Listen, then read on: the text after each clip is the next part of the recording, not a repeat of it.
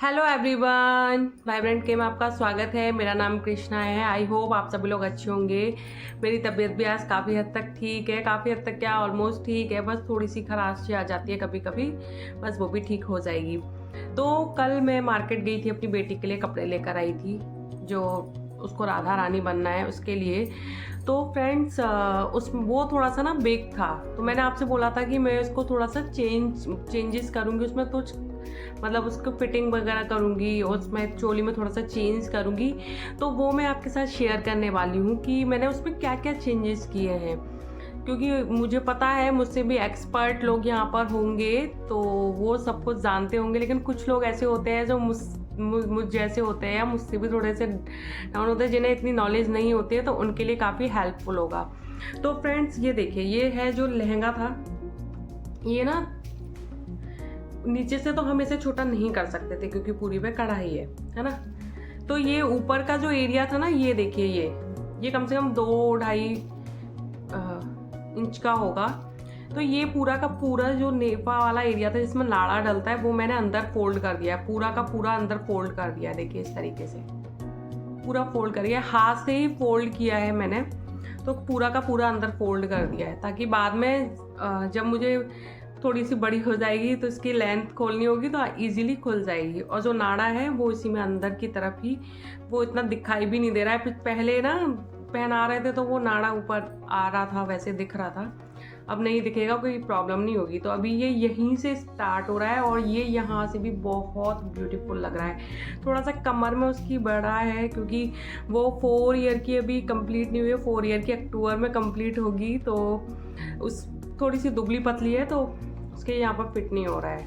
ये मैंने देखा था, ये थोड़ा सा बड़ा था, मुझे लगा था चोली उसकी आ जाएगी, लेकिन चोली भी थोड़ी सी बड़ी थी, तो इसलिए फिर थोड़ी सी कारस्तानी करनी पड़ी। क्योंकि ये लहंगा तो पहना के देख लिया था, चोली मैंने पहना कर नहीं देखी थी।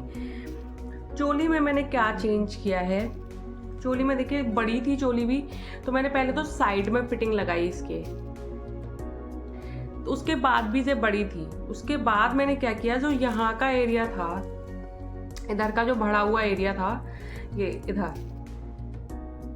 इधर अंदर फोल्ड कर दिया दोनों साइड से, क्योंकि मुझे थोड़ा सा ना डोरी दिखानी थी, बैक थोड़ी खुली दिखानी थी, इस वजह से मैंने वो चेंज कर दिया। अब ये उसके बाद मैंने ये 3 डोरियां इस तरीके से लगा दी हैं, ग्रीन, बीच में येलो, फिर ग्रीन, इस टाइप से मैंने लगा दिया।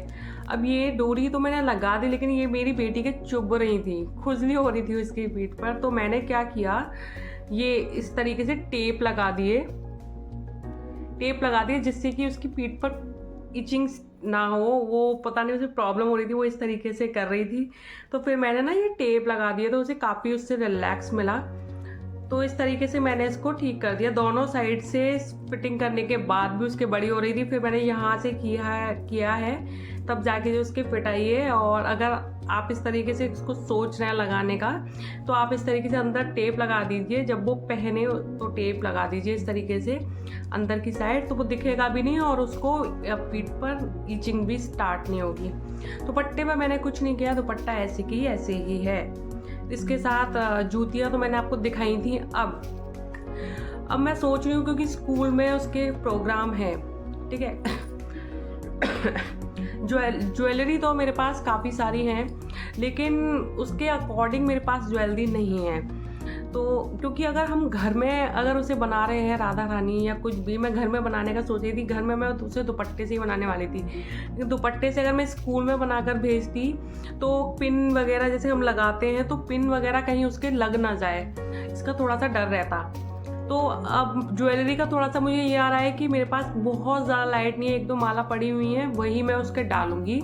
और पहले सोच रही थी कि टीका वीका और ये सब लगा दूंगी, लेकिन मुझे बहुत वो लग रहा है, क्योंकि बच्ची है अभी, ईचिंग वगैरह स्टार्ट ना हो जाए। तो मैं सोच रही थी कि इसे एक हल्की सी माला ही गले में डालूंगी बस, और हल्का मेकअप तो खैर करूँगी, हल्का हल्का मेकअप कर दूंगी और एक माला ही गले में डालूंगी, बस मैं इतना ही करूँगी।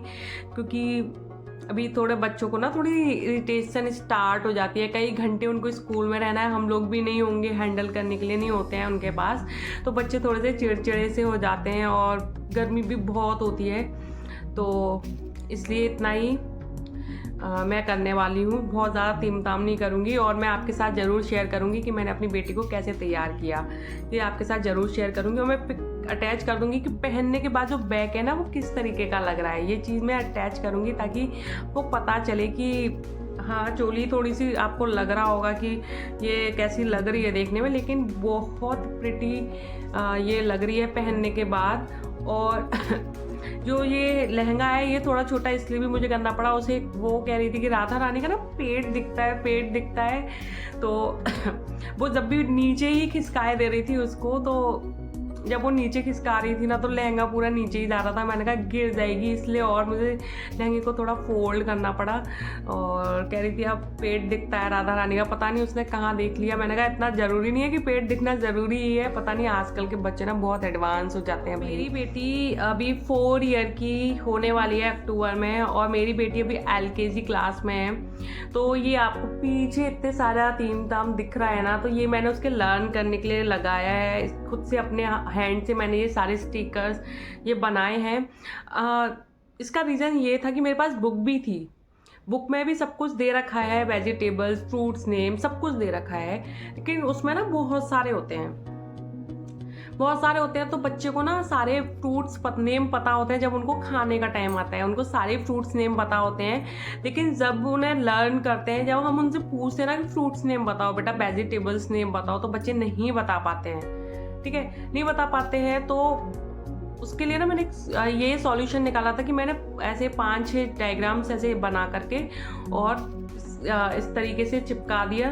तो वो ना मन चाहे जब फ्रूट्स नेम बताओ बेटा, तो 2-1 दिन उसने देख कर बताया, वेजिटेबल्स नेम बताओ 2-1 दिन उसने देख के बताया। उसके बाद ना उसने सारे लर्न कर लिए, उसने वही लर्न किए जो मैंने यहाँ पर लगाया। और कन्फ्यूजन थोड़ी सी खत्म हो गई। अगर आपके घर में छोटा बेबी है ना, तो आप इस तरीके से स्टिकर्स, या तो आप मार्केट से लाकर भी स्टिकर्स चिपका दीजिए पेपर्स के ऊपर, या फिर आप इस तरीके से भी आप अपने हैंड से, अगर आपको बनाना आता है तो आप इस तरीके से भी बनाकर लगा सकते हैं। इससे बच्चों को ना काफ़ी हेल्प होती है, बहुत जल्दी लर्न कर लेते हैं बच्चे। ऊपर उसका नेम मैंने स्पेलिंग लिख दी थी तो उसने अपने नेम की स्पेलिंग याद कर ली है। तो इस तरीके से आप ना उनके सामने लिख करके चिपका दीजिए, ताकि वो ना बहुत इजीली याद कर लेते हैं। आपको अगर बच्चे को कुछ भी चीज़ याद करानी है, इस तरीके से लगाइए और 2-3 बार उसे पढ़ाइए। मेरी बेटी अक्सर कर सोते टाइम ज़्यादा पढ़ती है, तो वो मेरे हैंड पर जब सोती है तो मैं उसे जब कुछ भी पढ़ाती हूँ ना, वो सब कुछ याद कर लेती है। और उसका खुद का मन होता है पढ़ने का तब वो पढ़ लेती है। अभी बहुत छोटी है ना, तो इसलिए मैं बहुत ज़्यादा फोर्स नहीं करती, लेकिन यस, थोड़ा बहुत तो फोर्स करना पड़ता है, क्योंकि बच्चों को थोड़ा सा पढ़ाई में ध्यान भी दिलाना होता है। तो आई होप आप लोगों को मेरी वीडियो अच्छी लगी होगी, और ये जो मेरा तरीका है इसको करने का वो आपको अच्छा लगा होगा। अगर आपके पास और कोई क्रिएटिव आइडिया हो तो वो प्लीज़ मेरे साथ शेयर कर दीजिए, और मेरे चैनल को सब्सक्राइब कर लीजिए और लाइक शेयर भी कर लीजिए। पता नहीं आप लोग क्यों मेरे चैनल को सब्सक्राइब नहीं करते हैं। क्या मैं इतनी गंदी वीडियो बनाती हूँ, इतनी ख़राब वीडियो बनाती हूँ, आई डोंट नो, लेकिन ठीक है, अब वो आपकी इच्छा है। आपको पसंद आए तो लाइक तो ज़रूर कर दीजिए कम से कम। तो मैं मिलती हूँ अगली वीडियो में, तब तक के लिए बाय बाय।